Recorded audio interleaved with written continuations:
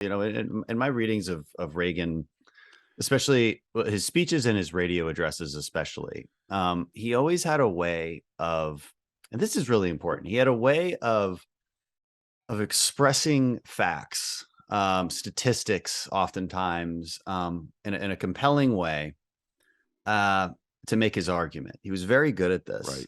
and a couple things come to mind. One, it takes a certain kind of judgment to be able to discern which facts are important for the argument.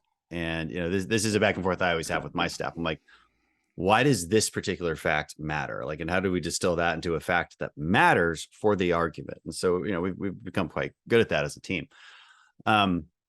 But then somebody's also got to research those facts, and it's a hell of a lot easier to research statistics and facts these days than back then. Like, was he just an avid researcher of I wish I could have an example. I don't on me, but he was always saying things like, never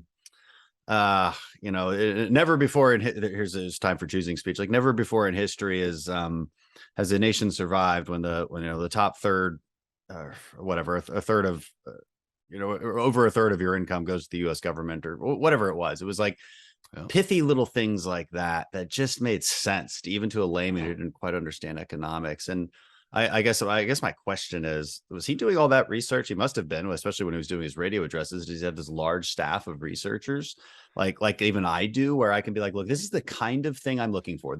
I can tell them this is the kind of statistic I'm looking for. I know it exists. Fine, just give me the numbers, just fill in the blanks, and I'll actually write speeches that way.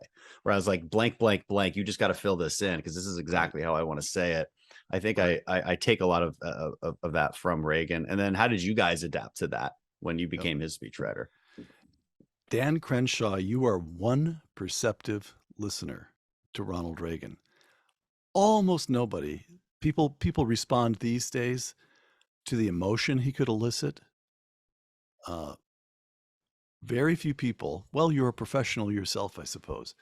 He cared a lot about constructing arguments. He wanted factual, fact-based arguments. And I heard I don't know, if I heard him say this once, I heard him say it 3, 4, half a dozen times. He would say to the speechwriters, well, specificity is the soul of persuasion. So, but the right amount. The right amount. Before he became president, he was the researcher himself. He read constantly. Now, I once asked Bill Buckley what he and Ronald Reagan talked about when they were alone together, because, of course, they were friends. And Bill was the founder and editor of National Review magazine, a conservative magazine. And Bill said, well, we really don't talk about policy because every time I see him, he's read the most recent issue of National Review from cover to cover. Well, that tells you something. He's reading and making notes and saving interesting facts for his card file, as I say. By the time it came to the White House, as I say, he had 6 writers and there were 6 researchers. And in those days, cast your mind back, listeners, young listeners especially, there was no such thing as Google.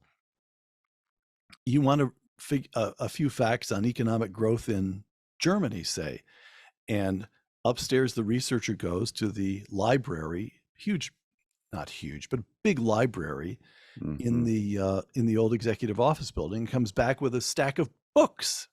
Imagine that. We actually had to leaf through books. So now the question you raise about what's the right amount, how exactly do you deploy facts without becoming fact heavy, without becoming boring?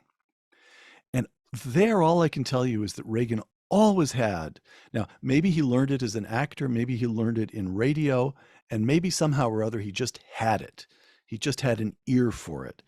But he always understood pacing. And there would be, I can remember a number of speeches where they'd come back and he would cut a paragraph because it was too much to ask of the audience. It was going to, he could sense from a text where he was going to start to lose the audience, where they start to get bored. Or he would, I remember one speech when I first joined his staff, between 2 paragraphs, he put a caret with the words, insert farmer joke. So I had to go. He just had a sense for it, He knew about how that flow should happen. Exactly. He knew where the audience was going to start to get a little bored, where he was going to have to relieve them by giving them a laugh. He had a sense for pacing. And again, I can't say exactly how or when he developed it. By the time we got there, he had it, so that we only had to match, in a certain sense, the work he himself had done before becoming president. But very, very important point about Ronald Reagan. He always worked in popular media. So he graduates from college and he talks his way, in the middle of the Depression, when a quarter of the American workforce is unemployed, he talks his way into a job as a radio announcer. And he announces sports in the Midwest. That was a big job in those days. Radio was a very important medium in the 30s. And so he's always talking to, or he grows up in the Midwest. He grows up in small towns in the Midwest. He attends Eureka College, which is a small college. He's a radio announcer. He's always talking to ordinary people. He never engages in any he never sounds like a professor. He goes to Hollywood. I used to remember these numbers. I think in the first 3 years, he appeared in something like 17 different movies.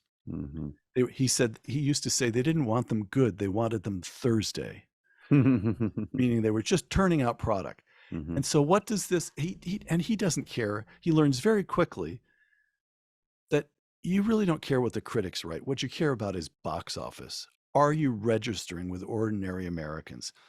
He starts getting fan mail, and he answers a lot of his fan mail himself.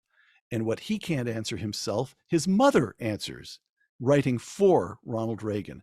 So he's all his life, or we now know, if you look at the some 8,000 letters that he wrote as president, very few of them are to famous or powerful or important people. At the end of each week, Ann Higgins, who ran the correspondence unit, would give him half a dozen or a dozen letters from ordinary Americans that were representative of the kinds of letters the White House had been receiving that week. He would take these to Camp David, and he would answer several of them in his own handwriting. So the dentist in Moline pops off about the Reagan economic program, and a week later, in his mailbox, he has a handwritten defense of the Reagan economic program by Ronald Reagan. So he's always in... When's the last time that happened? Yeah, exactly. He's always in touch, almost in communion with ordinary Americans,